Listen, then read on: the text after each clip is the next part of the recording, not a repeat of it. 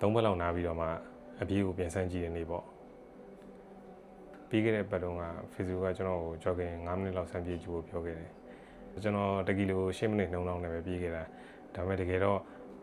1ကီလိုသူက9မိနစ်ခွဲလောက်နဲ့လှုပ်ရုံလေးပဲပြေးစီချင်တာပေါ့နော်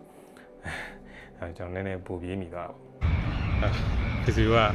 5မိနစ်လောက်ဆန်းပြေးကြည့်ခိုင်းတာကျွန်တော်1ကီလိုပြေးလိုက်မစိုးပါဘူးပိန်းလေပဲကတော့2 3လောက်ရှိနေမှထင်တယ်ပြေးပြီးသွားတဲ့အချိန်မှာ hamstring ကအဆင်ပြေတယ်ဒါပေမဲ့ready မဖြစ်သေးဘူးလို့တော့ခံစားရတယ်ပြီးတော့ဒီတစ်ပတ်ထဲလဲ gym ကိုတရက်ပဲရောက်ဖြစ်တယ်ဘာလို့လဲဆိုတော့ဒီကုန်းနဲ့ဒီကြောညာဘက်နောက်ကြောပြင်ကလက်ပြင်ကြောညက်တယ်လို့ဖြစ်သွားတာဗျာ3ရက်4ရက်နာဟိုအဲ့လိုဟိုဘက်ဒီဘက်ကောင်းအောင်လှည့်လို့မရဘူးဟိုအုံလွဲတယ်လို့ပေါ့ဒီပိတ်ရက်မှာပြိုင်ပွဲတစ်ခုရှိရတယ်တော့ကြည့်ဖြစ်ခဲ့တယ်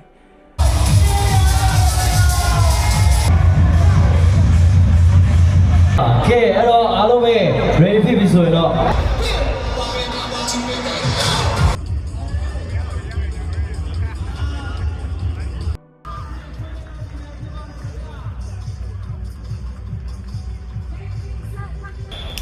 မမီလမ်းကြုံဗော်လန်တီယာခဏဝင်လောက်ခဲ့သေးတယ်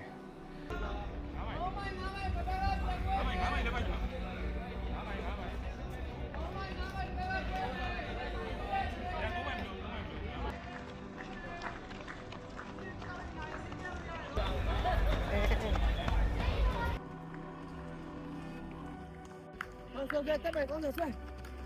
ဝမ်းတူတူပြီးဝင်နေကျွန်တော်ကားနေလိုက်ခဲ့တယ် ကောင်းတော့မလား